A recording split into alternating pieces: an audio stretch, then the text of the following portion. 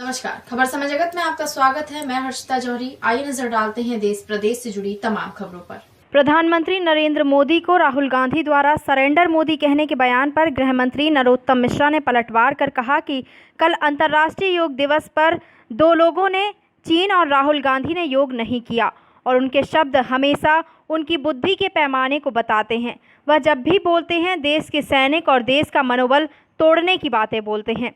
वहीं जब उनसे लगातार बढ़ते पेट्रोल डीजल के दामों को लेकर सवाल किया गया तो उन्होंने कहा कि कोरोना के कारण हर वर्ग प्रभावित हो रहा है, पर जल्द ही इससे सभी लोग उबर आएंगे। मंत्रिमंडल विस्तार और सीएम शिवराज सिंह के दिल्ली जाने पर कहा कि ये उनका अधिकार है, वो जब चाहें तब कैबिनेट का विस्तार कर सकते हैं। इसके साथ ही उपचुनाव को लेकर कांग्रेस की रणनीति पर तंज कसते हुए कहा कि कांग्रेस चुनौती बची नहीं है।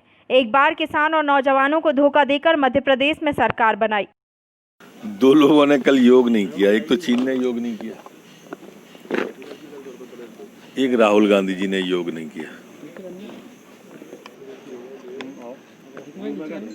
स्वाभाविक रूप से जो उनके शब्द हैं वो उनके बुद्धि के पैमाने को भी बताते रहते हैं। वो जब बोलते हैं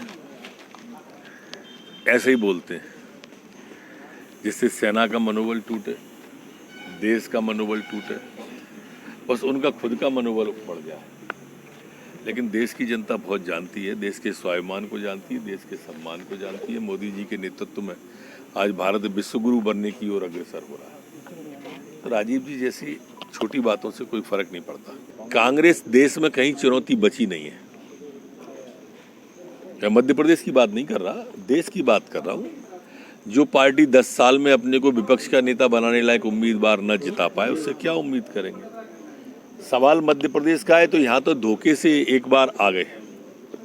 काठ की हाड़ी बार बार नहीं चढ़ती। एक बार किसान को, नौजवान को धोखा दे दिया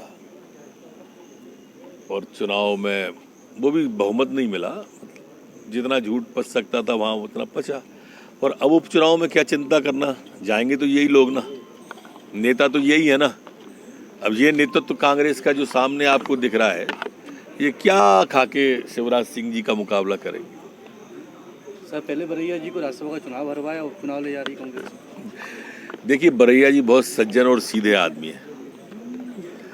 वो छल कपट से बहुत परे रहते हैं और कांग्रेस हमेशा उनके साथ छल कपट करती है।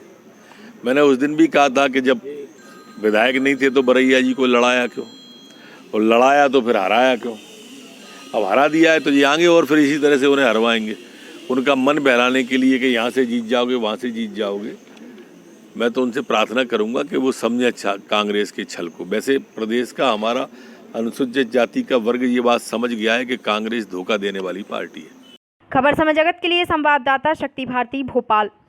For latest news, subscribe to our channel and press the bell icon.